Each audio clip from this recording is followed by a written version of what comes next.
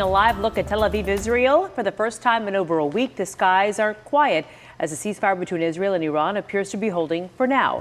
Now, it has been a whirlwind 48 hours. On Monday night, President Trump announced a ceasefire that was in place, but just hours later, Israel claimed Iran had already broken it. Yeah, now we're learning new details about the U.S. strike on Iran this past Saturday. A preliminary report reveals that the country's nuclear facilities were not completely destroyed. So Chris Sadeghi joining us from the newsroom. And Chris, the damage was not as extensive as officials had hoped for. At least that's what we're hearing.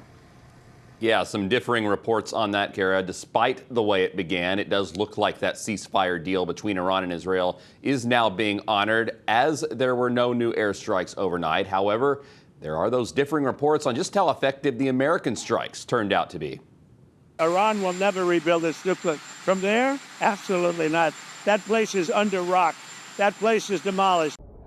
So before departing for the NATO summit, President Donald Trump told reporters that Iran's nuclear program was devastated by the American bombs dropped over the weekend. However, ABC News, citing sources within the Pentagon, say a preliminary assessment of the strikes from the Defense Intelligence Agency found they may have only set Iran's nuclear development back by just a few months. The report says Iran moved their supply of enriched uranium before the strikes, and there's still 900 pounds of uranium unaccounted for, according to the International Atomic Energy Agency.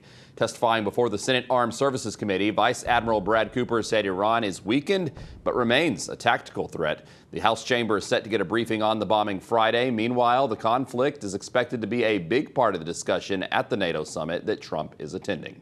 Kara, back to you.